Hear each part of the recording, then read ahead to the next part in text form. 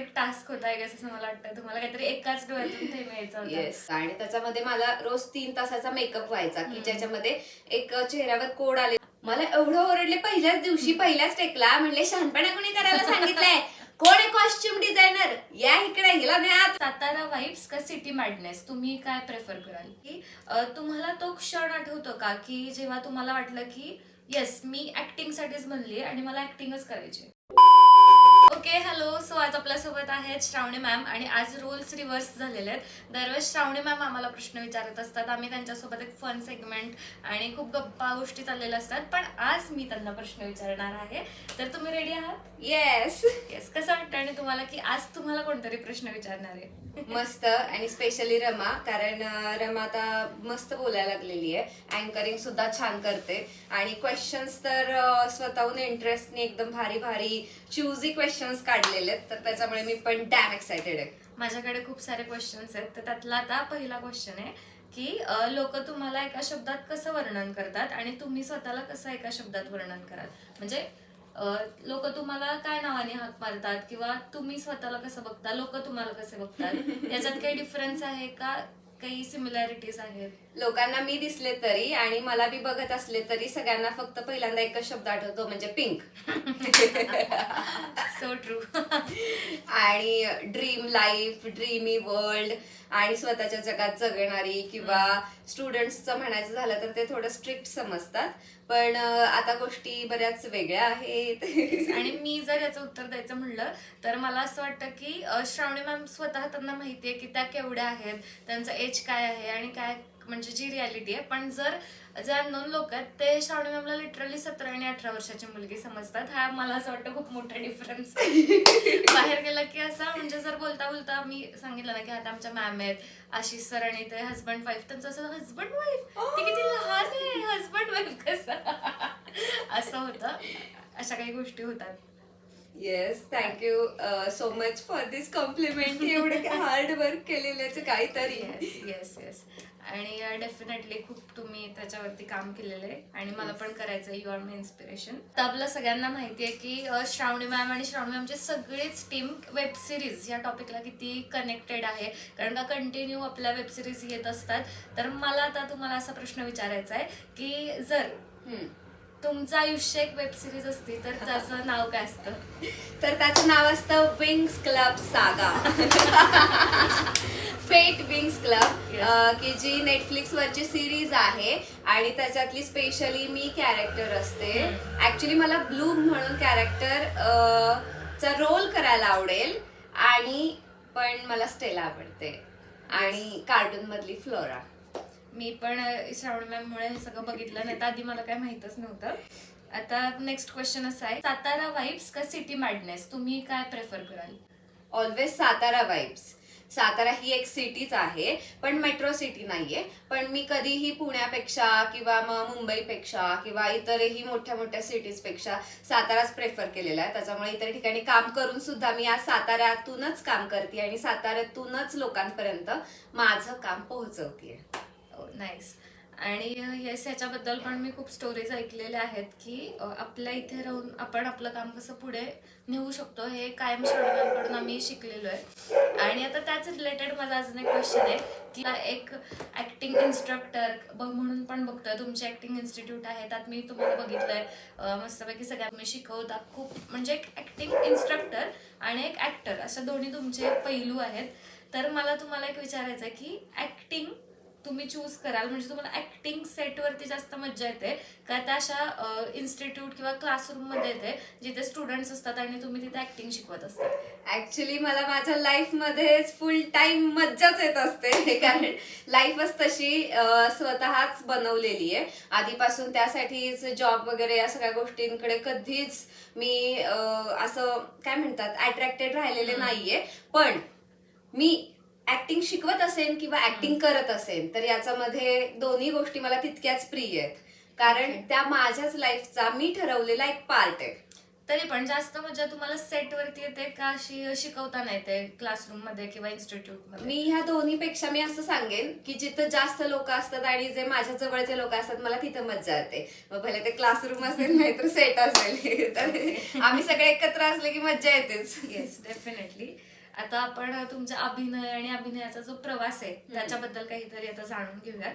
तर मला तुम्हाला त्याबद्दल विचारायचं आहे की तुम्हाला तो क्षण आठवतो का की जेव्हा तुम्हाला वाटलं की येस मी ऍक्टिंग साठीच बनली आणि मला ऍक्टिंगच करायची? येस, ऑल टाइम मला आठवत राहील. कारण मी पहिलं ऑडिशन दिलं आणि ते होतं 72 मैल या चित्रपटासाठी. आणि त्यावेळेसच माझं सिलेक्शन झालं अनएक्सपेक्टेडली. मला सगळ्याच गोष्टींना फेस करावं लागलं. म्हणजे ते मुंबईमधलं ऑडिशन असेल, नाहीतर मग ते मुंबईचे सगळे लोक येऊन साताऱ्यात म्हणजे राहणं असेल आणि इथं शूट करणं असेल. आणि ते शूट संपल्यानंतर मला असं जाणवलं की अरे यार, कसली भारी प्रोसेस आहे ही. मी शिकतीये सुद्धा आणि मी स्वतःला सुद्धा माझ्या आतलं काय आहे ते सगळं ओळखायला शिकत होते आणि ते प्रेझेंट करायला पण शिकत होते. सो मला ते माझ्या 72 मैलचे 21 दिवस कधीच विसरले जाणार नाहीत. आणि त्यासाठी केलेली सगळी मेहनत सुद्धा. आणि त्याच्यानंतर पण बऱ्याचदा सगळे शूटिंगचे असे मोमेंट्स आहेत की त्याच्यामध्ये मला नेहमी असंच वाटलंय की मी याच्यासाठीच जन्मली आणि याच्यासाठीच मी जगती आता सुद्धा. Yes, very nice. आता असंच मला विचारायचं की आतापर्यंत तुम्ही जेवढे रोल केलेत तर त्यातली म्हणजे कुठली भूमिका तुम्हाला सगळ्यात जास्त कठीण वाटली? म्हणजे ती इमोशनली असू देत किंवा टेक्निकली असू देत, अशी कुठली जी भूमिका आहे ती तुम्हाला आतापर्यंत सगळ्यात कठीण वाटली तुम्ही केलेली? तसं तर म्हणायला गेलं, माझ्यासाठीची जी फर्स्ट प्रोसेस होती 72 मैलची तीच माझ्यासाठी कठीण होती. कारण मी खूप साऱ्या गोष्टी शिकले. राजू पाटील सर असतील आमचे, किंवा आमचे डीओपी असतील संजय जाधव सर आणि स्मिता दिदी यांच्याकडून. पण त्याच्यानंतरचे जे मी सगळे रोल करत गेले ते मला असं शिकवलंच गेलेलं की मी ते जगत करावेत. म्हणजे तो प्रत्येक रोल, हे प्रत्येक कॅरेक्टर स्वतः जगत करावं. सो त्या गोष्टी कधीच मला अवघड नाहीत वाटल्या, नाही आजही वाटतात. पण जी फर्स्ट प्रोसेस होती 72 मैलची, ती बायजी नावाचं ते कॅरेक्टर करताना मी माइंडसेट पासून सगळ्या गोष्टींना खूप म्हणजे एकदम स्वतःला प्रिपेअर केलं आणि शिकले. तर त्या माझ्यासाठी खूप अवघड होत्या. जसं की त्यातला मी एक किस्सा सांगेन की पहिलाच दिवस होता शूटचा आणि त्यांनी सांगितलेलं काही मिस्टेक नको. आणि आमचा असा कॉस्ट्युम होता की परकर आणि पोलकर, माहितीये ना, ते एकदम जुन्या काळाचे 1960ची स्टोरी होती. आणि ते परकर एकदम फाटकं आणि एकदम मळकं असं होतं. आणि आमचा फर्स्ट डे मुहूर्ताचा शॉट आणि आम्ही असं पळत चालत येणार होतो आपला जो ठोसेघरचा घाट आहे ना त्या घाटातून. आणि तिथून चालत येताना त्यांनी घ्यायला सांगितलं आम्हाला, चलो आता आपण चालू करूयात म्हणून. आणि तेवढ्यात डिरेक्टर सरांनी ओळखलं. ते म्हणाले, श्रावणी आतून तू फोल्ड करून जीन्स घातलेली आहे. मला एवढं ओरडले पहिल्याच दिवशी, पहिल्याच टेकला. म्हणले, शहाणपणा कोणी करायला सांगितलंय? कोण आहे कॉस्ट्युम डिझायनर? या इकडे, हिला नाही आतमध्ये. कळत नाही का? आर्टिस्ट नवीन आहे, लक्ष ठेवायचं कळत नाही का? मला म्हणले, कळत नाही का अगं तुला? अगं 1960 जरा सिरियसनेस ठेव, आपली आर्ट फिल्म आहे आणि याच्यामध्ये अशा गोष्टी नाही चालत. जीन्स दिसली, चालता चालता परकर इकडे तिकडे गेला आणि जीन्स दिसली, केवढ्याला पडेल? केवढं शूटिंग महाग असतं. ॲरीचा कॅमेरा यूज केलेला आहे. मला सगळ्या गोष्टी समजवण्यात आला आणि मला त्याचा सिरियसनेस देण्यात आला. नाहीतर मी असंच होते, असं कसं बरं बिना जीन्स आत घालता? नाही नाही, मी परकरच्या आतनं जीन्स नाही काढणार. माझं असं चाललेलं मला. आणि एवढं मला सगळ्या गोष्टी माझ्यासाठी अवघड होत्या त्या. कारण मी टीनेज होते त्यावेळेस आणि मला खूपच अवघड वाटल्या त्या. पण खूप छान शिकायला मिळालं. येस. आणि याच्याबद्दल अजून मला असं वाटतं तुम्ही सांगावं, कारण का मी ऐकले ते किस्से. शटरच्या बाबतीत पण तुमचा काहीतरी ते डोळ्यातून थेंब यायचा काहीतरी सीन होता ना? तो पण एक टास्क होता आहे असं मला वाटतं. तुम्हाला काहीतरी एकाच डोळ्यातून थेंब यायचा होता. येस, शटर ही माझी म्हणजे खूप बेस्ट मेमरी आहे लाईफ मधली. आणि 2016ला मी ती शॉर्ट फिल्म शूट केली की जी कान्स फिल्म लायब्ररीमध्ये सिलेक्ट पण झाली, तिथेच आहे.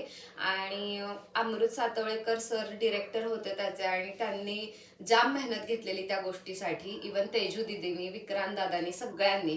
सो त्याच्यामध्ये माझा लीड कॅरेक्टरचा रोल होता आणि त्याच्यामध्ये मला रोज 3 तासाचा मेकअप व्हायचा की ज्याच्यामध्ये एक चेहऱ्यावर कोड आलेली मुलगी आणि ती जाम कॉन्फिडन्स लो झालेली मुलगी झालेली असते की जी 10वीत चांगले टक्केवारी पडून तिचा कॉन्फिडन्स हाय झालेला असतो. आणि तोच नंतर तिला फक्त कोड आल्यामुळे जी लोकांची ट्रीटमेंट मिळते, एवढी खराब ट्रीटमेंट मिळते की त्याच्यामुळे तिला सगळ्या त्या गोष्टी फेस कराव्या लागतात. पण त्यावेळेस मला जे शूट करताना बऱ्याच गोष्टी शिकायला मिळाल्या. शिवाय मला त्यामध्ये जे जगायला मिळालं तर ते वेगळंच होतं. आणि डिरेक्टर एक्सपेक्टेशन्स होत्या की शटर हे त्या शॉर्ट फिल्मच्या नावाप्रमाणे त्या शटरच्या समोर त्या फोटोग्राफरला तो बेस्ट क्लिक मिळावा की ज्याच्यामध्ये तो चेहऱ्यावरचा कोड हा शटरच्या मागच्या सगळ्या आपण एक ऑइल पेंटचं गेलेलं वरचा पापुद्रा असतो ना, तर तो पापुद्र्याप्रमाणे तो कोड आणि त्या कोडचा मधून फक्त पाण्याचा एका डोळ्यातला थेंब, या सगळ्या गोष्टी मॅच होऊन त्या फोटोग्राफरला मॅगझिनला पाठवण्यासाठी त्याचा बेस्ट क्लिक मिळावा. सो बापरे, त्या आम्ही अख्ख्या रात्री 23 तास शूट करत होतो सलग, आणि थंडीची रात्र होती आणि मला अजूनही आठवते आमचं 6 ते 7 दिवस शूट होतं आणि बऱ्याच गोष्टी घडलेल्या. माझ्यासोबत माझी मैत्रीण तृप्ती सुद्धा होती आणि बऱ्याच अनएक्सपेक्टेड गोष्टी होत्या. सो अगदी पूर्ण मनापासून प्रयत्न करून तो सीन दिलेला आणि त्यांना पूर्ण रडणं पण नको हवं होतं. ते एक्सप्रेशन आणि तो डोळ्यातला एक थेंब आणि तो फोटो तुम्हाला स्क्रीनवर बघायला मिळेल, आहे माझ्याकडे अजूनही. आणि मला असं वाटतं तो तुम्ही इथे दाखवा, कारण का खरंच खूप खूप खूप एकदम खरंच असा मॅगझिनवाला एकदम इंटरनॅशनल लेवलचा तो फोटो वाटतो. आणि खूप छान असे किस्से आम्ही खूप ऐकलेत श्रावणी मॅमचे आणि खूप मस्त वाटतात असे किस्से ऐकायला, त्यांच्या जुन्या गोष्टी ऐकायला. आता मला असं वाटतं की आपण पुढच्या प्रश्नाकडे वळूयात. पुढचा प्रश्न असा आहे की एक काय म्हणतात ऍक्टिंग इन्स्ट्रक्टर म्हणून तुम्हाला असं काय वाटतं की आजची जी जनरेशन आहे किंवा आजचे जे कलाकार आहेत तर त्यांची काय चूक होतीये? त्यांची चूक होतीये की त्यांना आधीपासूनच असं वाटतं की मला सगळं येतंय. त्यांची शिकण्याची इच्छाच नाहीये. शिकणारच नाही तर पुढे करणार कसं? प्रत्येकासाठी एक्सपिरियन्स हाच टीचर होत गेलेला आहे. पण याच्यामध्ये काय होतं की तुम्ही खूपच स्लोली शिकत जाता. जसं की आपल्याला एक काहीतरी डिसिप्लिन लाईफ असतं. 1ली ते 10वी आपण नीट शिकतो, नंतर कॉलेज करतो आणि देन सडनली आपण जॉबसाठी अप्लाय करतो. तसंच तुम्ही जर या क्षेत्राशी रिलेटेड बरेच कोर्सेस आहेत किंवा शिक्षण आहे ते प्रॉपरली घेतलं कमी वेळात, अगदी तुम्हाला 7 डेज पासून 1 मंथ, 3 मंथ, 6 मंथ असे वेगवेगळे कोर्सेस मिळतील.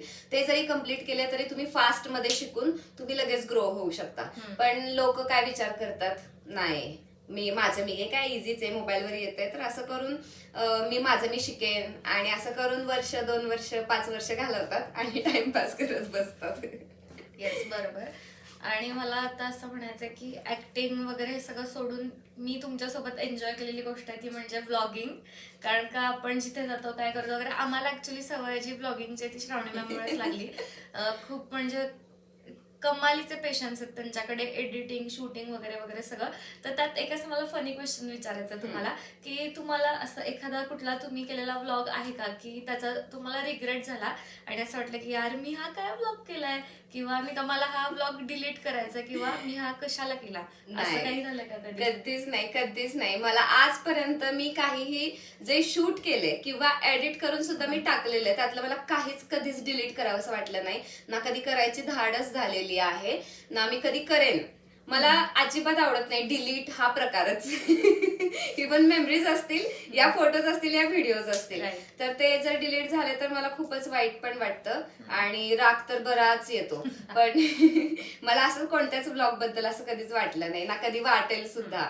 मला आवडतं, एकदम भारी वाटतं शूट करणं, ते लगेच एडिट करणं, किंवा जरी लगेच नाही झालं तरी असं वाटत नाही की ते डिलीट करावे, यार गेला वेळ. नाही, काही दिवसांनी का होईना पण ते मी आजपर्यंत मी माझ्यासाठीच टाकत आलेत, माझ्या लाईफचा फ्लो, माझ्या मेमरीज म्हणून, आणि ते शेवटपर्यंत जपण्याचा पूर्ण प्रयत्न करेन. येस. आता थोडंसं तुमच्या पर्सनॅलिटी बद्दल आपण जाणून घेऊयात. ही तर आपली म्हणजे तुमची कलेची बाजू आणि ब्लॉगिंग बद्दल तर आपण ऐकला, तर रिअल पर्सनॅलिटी बद्दल आपण थोडंसं बघूयात. की आता मी एक प्रश्न विचारते की तुम्ही जेव्हा खूप आनंदी असताना तर तेव्हा श्रावणीची सगळ्यात खास गोष्ट काय असते? ती भयान एनर्जेटिक असते आणि भयान एन्थुझियास्टिक असते असं म्हणलं तरी चालेल. बघितलंय, फटाका मोडा नसतो. मला असं होतं की यार मी नाही का, मला थोडी तरी 10% एनर्जी द्या तुमची, असं होतं. आणि अनस्टॉपेबल माझी बडबड चालू असते आणि अजिबातच असं वाटत नाही की यार मी थांबावं, यार हा मोमेंट जावा. नाही, चालूच राहिलं पाहिजे, हा टाइम कधी संपलाच नाही पाहिजे असं वाटतं मला. आता ही अशी जशी आनंदाची बाजू ऐकली, तसं आता वाईट काळात किंवा असं जो एक लो फेथ चालू असतो तर तेव्हा तुम्ही स्वतःला अपलिफ्ट करण्यासाठी काय करता? पहिली गोष्ट तर माझ्या स्वभावातला हाच मुद्दा आहे की मला तो खूप छान वाटतो. कोणाशी भांडण झालं किंवा कधी काही वाईट काळ असेल किंवा मी दुःखी असेल, काही असेल, तरी पण मला नेहमी हेच वाटत आलंय की यार हे जस्ट 5 मिनिटासाठी आहे, चलो याच्यानंतर आपला मूड बदलणार आहे आणि आपल्याला याच्यात वेळ घालून चालणार नाहीये. कारण पहिल्यापासून हे माइंडसेट आहे माझं की आत्ताचा वेळ गेला यार लाईफ मध्ये परत नाही येणार आहे. येस, आणि मोस्टली ते तुम्ही अफेक्ट पण नाही करून देत Yes. असं बाकीच्यांवरती पण मी ऑब्झर्व केले. कारण आपल्यामुळं तिथलं वातावरण नाही खराब झालं पाहिजे, ही प्रत्येकच माणसाची जबाबदारी आहे. कारण आपल्याला तो मोमेंट जगता आला पाहिजे. लाईफ हे तुमचं यार स्वतःहून पूर्ण जगण्यासाठी आहे आणि कलाकार लोकांनी तर नाहीच मिस केलं पाहिजे त्यांनी त्यांचं लाईफ रडण्यात, भांडण्यात आणि एकट्या बसण्यात, घुम्यागत विचार करण्यात करा, नक्की करा. तुम्हाला तर एकट्याच शांतपणे विचार करायचा करा, पण जांभळ्या पण द्या. पण तुम्ही अजिबात असा एकदम स्वतःला डिमोटिवेट करण्यात अजिबात वेळ घालवू नका.